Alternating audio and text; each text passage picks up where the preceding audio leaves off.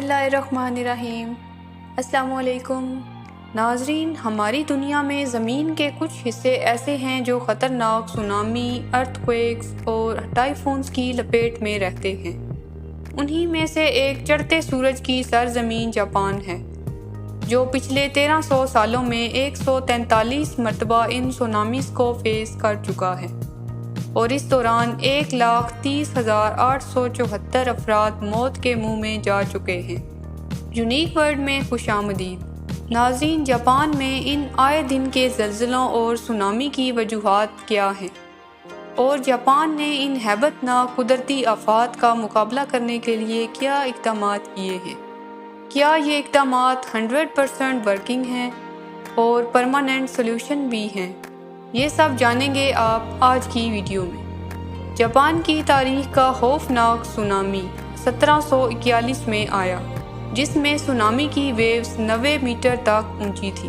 دوستو، سونامی ایک Japanese word ہے جس کے معنی ہیں بندرگاہ کی لہریں، اور یہی لہریں ساحل سے ٹکراتی ہیں جو شدید مالی اور جانی نقصان کا باعث بنتی ہیں۔ آگے بڑھنے سے پہلے یہ بتانا ضروری ہے کہ کیوں یہ سمندر کی لہریں اپنے معمول سے زیادہ بلند ہو کر اٹھتی ہیں، جو تباہی کی وجہ بن جاتی ہیں۔ تو ناظرین، اوشن کا وہ حصہ جس کے نیچے ایکٹیو ولکینوز موجود ہوں، 90% تک امکانات پائے جاتے ہیں کہ وہاں سونامیز، زلزلے اور ولکینک ایرپشنز ہوتی ہیں۔ اور یہی بدقسمتی ہے جاپان کی کہ اس کی جیوگرافیکل لوکیشن ہی وہاں ہے جہاں ایکٹیو ولکینوز موجود ہیں، جو بے شمار ٹیکٹونک پلیٹس سے گھری ہوئی ہیں۔ یہی وجہ ہے کہ جاپان ہر آئے دن ان خطرناک ارتھ کویکس، سونامیز اور ٹائفونز کی زد میں رہتا ہے۔ ان کوسٹل ایریاز کے نزدیک آباد کاری بھی جاپان کی مجبوری ہے، کیونکہ 70% تک جاپان پہاڑوں سے گھرا ہوا ہے، اور باقی 30% فلیٹ ایریا بچتا ہے جو پیسیفک اوشن کے ساحلی علاقوں کے نزدیک ہے۔ ناظرین، ہر آئے دن جاپان میں سونامی کا خطرہ بڑھتا جا رہا ہے۔ ہر روز 3 سے 4 زلزلے آتے ہیں۔ صرف پچھلے 22 سالوں کی بات کی جائے تو 5 مرتبہ سونامی حملہ کر چکا ہے۔ سال 1896 اور 1933 میں 2 مرتبہ ٹائفون نے جاپان کے ٹیرو نامی گاؤں پر حملہ کیا۔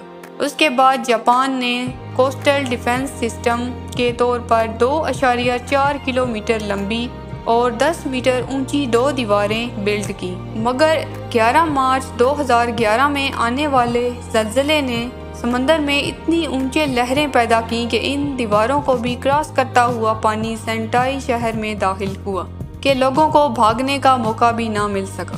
یہ دنیا کی تاریخ کا چوتھا بڑا اور جاپان کی تاریخ کا سب سے بڑا سونامی تھا۔ قیامت برپا کرتے اس میسیو جینٹ سونامی کے ساتھ ساتھ فوکوشیما ڈائچی نامی نیوکلیئر پاور پلانٹ بھی فیل ہو گیا۔ اس ڈسٹرکشن کے نتیجے میں ہزاروں افراد کی موت ہوئی اور لاکھوں بے گھر ہوئے۔ دنیا کے اس تباہ کن ڈیزاسٹر میں جاپان کو $235 ارب کا نقصان اٹھانا پڑا۔ 2011 میں تاریخی تباہی مچانے والے سونامی کے بعد جاپان نے 400 کلومیٹر لمبی اور 15 میٹر اونچی دیواریں بنانے کے لیے $1200 کروڑ مختص کیے۔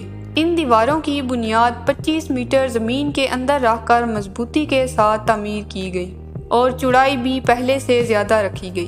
ناظرین، انجینئرنگ کا شاہکار یہ دیواریں ایسے ڈیزائن کی گئی ہیں کہ سمندر سے اٹھنے والی لہریں ان کرو شیپ دیواروں سے ٹکرا کر واپس مڑتی ہیں، اور پیچھے سے آنے والی لہروں کے ساتھ ٹکرا کر ان کا پریشر بھی خاصا کم کرتی ہیں۔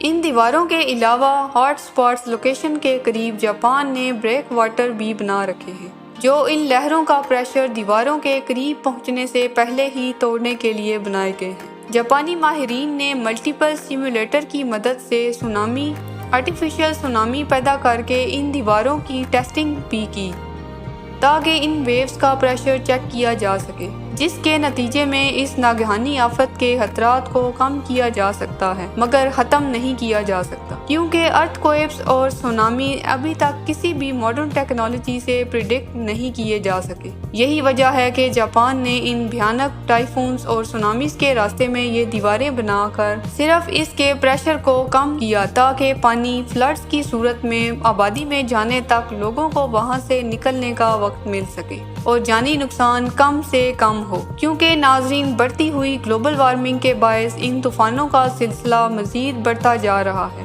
یہ دیواریں بھی کسی حد تک ان لہروں کے زور کو توڑ تو ضرور رہی ہیں، مگر جاپان اچھی طرح سے جانتا ہے کہ بگڑتے حالات کے پیش نظر یہ پرماننٹ سولوشن نہیں ہے۔ ناظرین، آج کی ویڈیو بھی لائک اینڈ شیئر کیجیے۔ نیکسٹ ویڈیو تک کے لیے اجازت دیجیے۔ اللہ حافظ۔ السلام علیکم۔